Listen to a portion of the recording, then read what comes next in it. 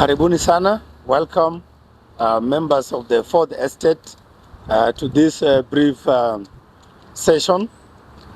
IEBC, working with the other national institutions, including the National Police Service present here, the National Cohesion and Integration Commission, have been meeting and preparing for the 24 by-elections that are currently ongoing across the country.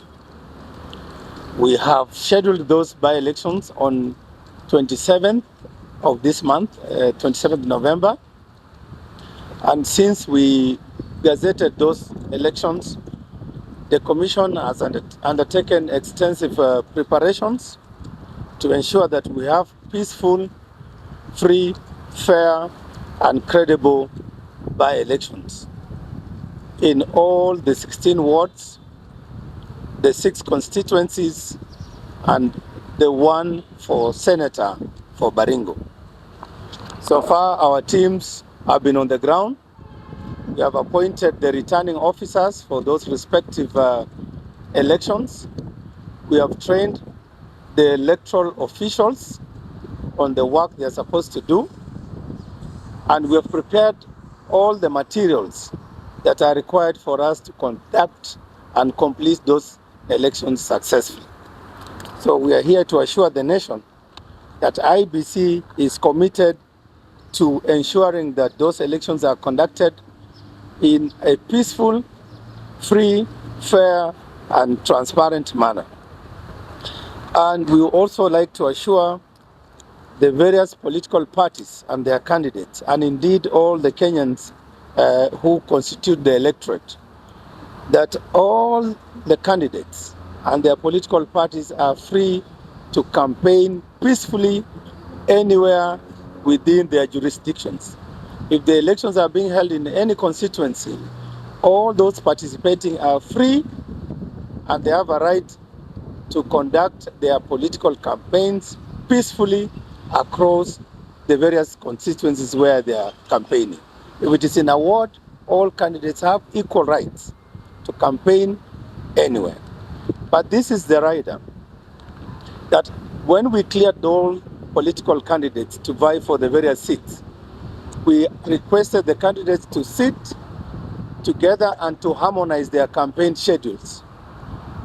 The harmonization of campaign schedules, which was consultative and agreed and signed off by the political parties and their candidates, must be adhered to strictly, because this avoids situations where the various political teams and candidates and their supporters clash along the way during their campaigns, as has happened in the case of Kasipul.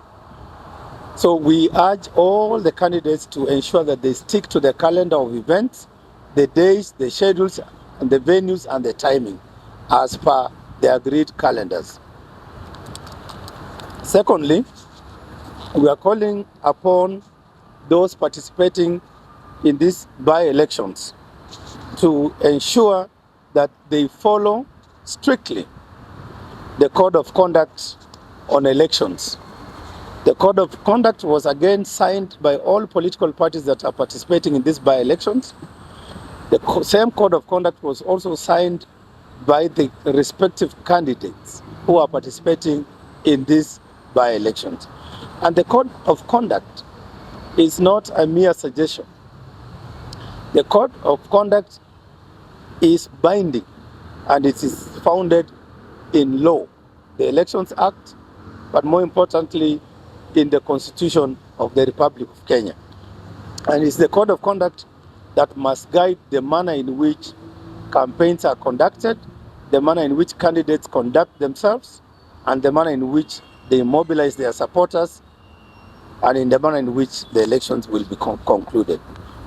So any breaches of the code of conduct, of course, will attract penalties, will attract some form of punishment, including fines, and in severe cases, it might force us to cancel or to disqualify those candidates who will be found to have breached the electoral code of conduct. Thirdly, we would like to emphasize that we are, as IEBC, we cannot run the elections on our own without the support of all Kenyans. Kenyans of goodwill in those respective areas, conduct yourselves in a peaceful manner, in a manner that is decent, in a manner that allows freedom of expression to all the candidates who are supporting the various political parties, so that then democracy is seen to thrive. At the national level, and at the county, and at the level of the respective constituencies and wards, we have partnered with the national institutions, including the National Police Service, to ensure they provide adequate security to all our electoral officials, but to all the candidates and the political parties that are engaged in the campaigns. More importantly, the National Police Service is here also to provide security to our materials as we move them to the various sites, as we deploy them to the various polling stations. The national security has pledged and is here to continue working with us to ensure that the elections are secured and that they are peaceful and successful. We have with us here the chairperson of the National Cohesion and Integration Commission, Professor Samuel Kobia. As you know, National Cohesion and Integration Commission has a specific mandate which he will speak to, and we are very happy as IEBC that we've had consultations, we have had meetings with all these institutions to ensure that we work together and collaboratively and in partnership towards successful by-elections in this year. Ladies and gentlemen, allow me to emphasize that these by-elections are very, very important to us as a nation, and more importantly to us as the new commission.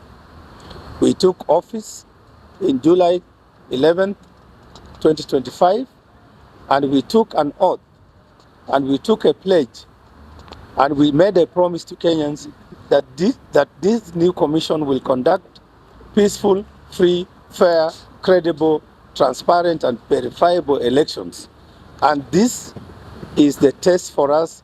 These by-elections will be that acid test for this commission. And that's why we are doing everything possible to ensure that we complete this by-election successfully, and that requires that we work with the institutions of government, the National Police Service for security, and the National Cohesion and Integration Commission to ensure that we address challenges around hate speech and around incitement to violence. Allow me, as I conclude, ladies and gentlemen, to emphasize that the requirements for a violent-free election is a constitutional requirement under Article 81 of the Constitution.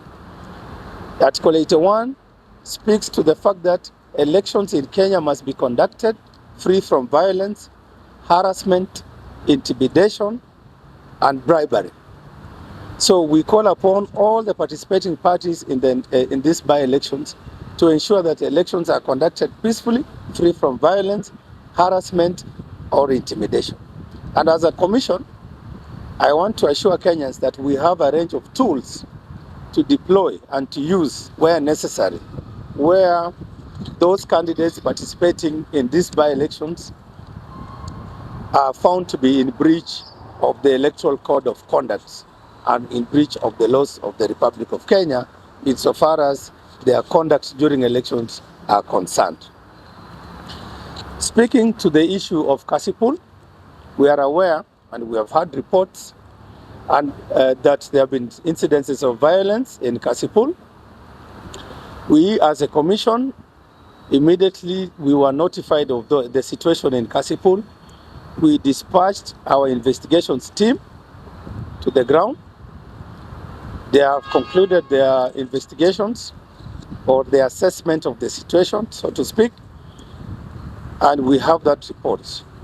And what we are doing as a commission, and again guided by the laws of Kenya, we have empaneled the Code of Conduct Enforcement Committee, which will commence its work on Monday. to summon those candidates in Kasipul and anybody who has information on what happened in Kasipul. They will conduct the hearing, and within the shortest time possible, will make determination on what needs to be done in as far as addressing the incidences in Kasipul are concerned.